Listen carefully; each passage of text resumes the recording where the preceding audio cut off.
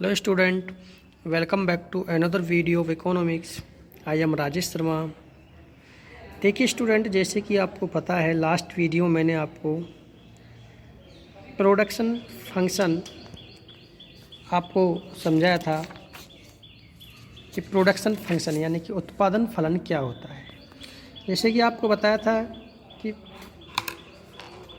Production function input unit और output unit के बीच में रिलेशनशिप फाइंड करता है कि जो भी हमारे बिजनेस में या एक फर्म में जब हम प्रोडक्शन करते हैं तो उस प्रोडक्शन में इनपुट यूनिट और आउटपुट यूनिट यानी कि कितना हमने उसमें इनपुट किया और कितना हमारा आउटपुट हुआ, उत्पादन हुआ, उसके बीच में रिलेशनशिप फाइंड करता है प्रोडक्शन फंक्शन। और हमने मान्यताएं भी बताई थी कल आपको प्रोडक्शन फंक्शन की लास्ट वीडियो में। आज हम बताएंगे उत्पादन फलन की विशेषताएं या प्रकार। देखिए स्टूडेंट, उत्पादन फलन की विशेषताएं जो हमने अभी आपको मीनिंग एंड डेफिनेशन एक्सप्लेन की थी प्रीवियस वीडियो में, उसी वीडियो को आप पॉइंट टू पॉइंट तोड़ दीजिए, वही आपकी विशेषताएं हो जाएंगी। हमें किसी भी टॉपिक की यदि मीनिंग एंड डेफिनेशन अच्छे से पता है तो हमें विशेषताएं लर्न करने की आवश्यकताएं नहीं होती हैं, क्योंकि अगर हम मीनिंग एंड डेफिनेशन को पॉइंट टू पॉइंट तोड़ देते हैं, उसमें पॉइंट बना देते हैं, वही आपकी उस टॉपिक से रिलेटेड विशेषताएं होती हैं, राइट। जैसा कि इसमें पहला पॉइंट है, उत्पादन फलन साधनों की भौतिक मात्रा तथा उत्पादन की भौतिक मात्रा के संबंध को बतलाता है। तो इसमें क्या बताया गया है कि प्रोडक्शन फंक्शन जो होता है वो जो भी हमारे रिसोर्सेज होते हैं, साधन होते हैं प्रोडक्शन करने के, और जो भी हमारे आउटपुट होता है, प्रोडक्शन होता है, उसके बीच रिलेशन यानी कि संबंध को बताता है। जैसे सपोज करो एक उत्पादन करने के लिए आपको कुछ रिसोर्सेज की आवश्यकता होती है, जैसे मशीन, मटेरियल, लेबर, ये सब क्या है, प्रोडक्शन के साधन हैं, ठीक है। जैसे एक किसान होता है, किसान को गेहूं का उत्पादन करने के लिए बहुत से साधनों की आवश्यकता होती है, जैसे मशीनरी, पानी, राइट।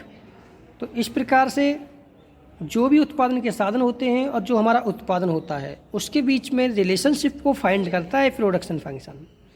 ओके, सेकंड पॉइंट है आपका, एक उत्पादन फलन दी हुई तकनीकी ज्ञान में परिभाषित किया जाता है। तो इसका मतलब है कि जो प्रोडक्शन फंक्शन होता है, जो हमारे पास टेक्नोलॉजी गिवन होती है, देखो प्रत्येक प्रोडक्शन करने की एक टेक्नोलॉजी होती है, ठीक है। तो जो भी हमारे पास टेक्नोलॉजी गिवन है उसको भी डिफाइन करता है प्रोडक्शन फंक्शन। क्योंकि आपने देखा होगा हम एक ही प्रोडक्शन को कई टेक्निक से कर सकते हैं। जैसे आपने देखा है गेहूं का उत्पादन को भी आप कई प्रकार से प्रोडक्शन कर सकते हो, क्योंकि अलग अलग मशीनरियों का काम अलग अलग होता है। थर्ड पॉइंट देखिए, उत्पादन फलन उत्पादित वस्तुओं की कीमत और साधनों की कीमत में पूर्णतः स्वतंत्र होते हैं। तो देखिए स्टूडेंट, जो भी हमारा उत्पादन फलन होता है उसमें जिस वस्तु का हम उत्पादित करते हैं यानी कि प्रोडक्शन करते हैं, उसकी कीमत और साधनों की कीमत में स्वतंत्र होते हैं। यानी कि प्रोडक्शन की प्राइस क्या है, जैसे हमने एक पेन का ये प्रोडक्शन किया तो पेन का प्राइस क्या है, और जिस साधन से हमने, जिस मशीनरी से हमने इस पेन को बनाया उस मशीन की कीमत क्या है, इससे इनका कोई रिलेशनशिप नहीं होता, स्वतंत्र होते हैं दोनों की कीमत। तो किसी भी प्रोडक्शन की जो साधन होते हैं, रिसोर्सेज होते हैं प्रोडक्शन के, और जो प्रोडक्शन होता है, उन दोनों का जो प्राइस है वो स्वतंत्र होता है। फोर्थ पॉइंट देखिए, एक उत्पादन फलन एक दिए हुए समय या प्रति इकाई समय के संदर्भ में होता है, यानी कि प्रोडक्शन फंक्शन का एक निश्चित समय होता है, राइट। 5 पॉइंट, साधनों की स्थिरता एवं परिवर्तनशीलता के आधार पर उत्पादन फलन को दो भागों में विभाजित किया जा सकता है। देखिए स्टूडेंट, प्रोडक्शन फंक्शन के या किसी भी उत्पादन के जो साधन होते हैं, कुछ साधन तो ऐसे होते हैं स्थिर होते हैं और कुछ साधन परिवर्तनशील होते हैं, ठीक है। तो इसी प्रकार से इन साधनों को दो भागों में बांटा गया है। उत्पादन के कुछ साधन स्थिर होते हैं और कुछ परिवर्तित होते हैं।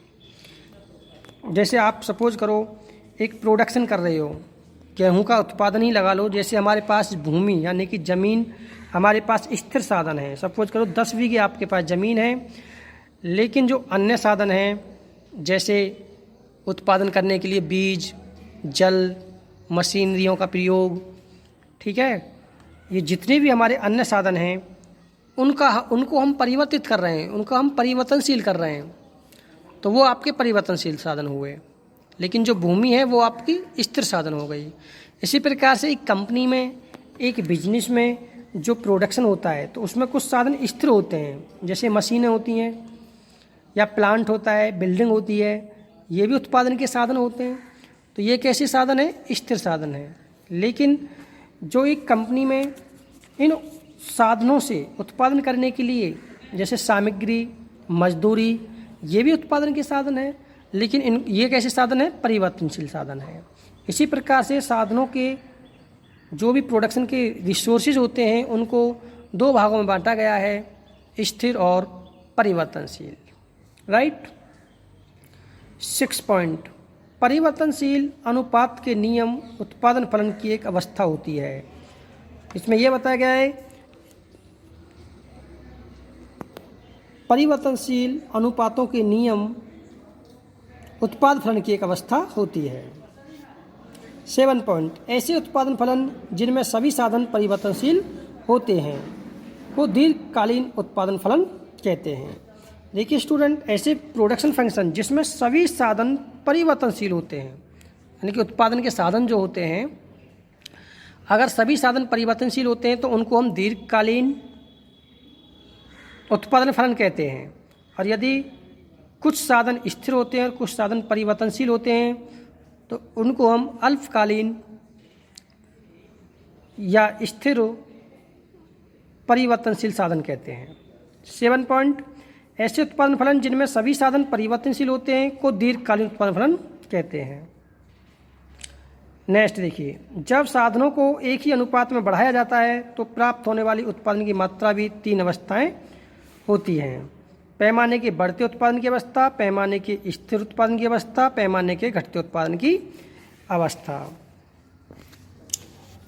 इसमें देखिए ये स्टूडेंट, ये बताया गया है कि जब हम साधनों को एक ही अनुपात में बढ़ाते हैं तो प्राप्त होने वाली उत्पादन की मात्रा भी 3 अवस्थाएं होती हैं।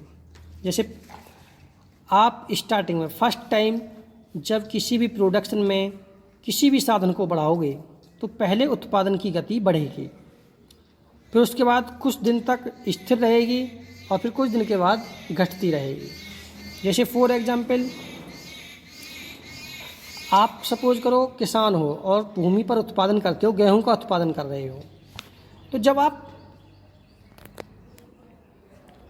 आपकी भूमि स्थिर है, सपोज करो 10 बीघे ज़मीन है आपके पास और आप गेहूं का उत्पादन कर रहे हो, आप पहली बार उसमें कोई नया सीड्स यानी कि नया बीज ला करके लगाओगे, नया यूरिया, नई दवाई, पहली बार जब किसी भी नए साधन को, उत्पादन के साधन को उसमें लगाओगे तो आपका प्रोडक्शन पहले बढ़ेगा।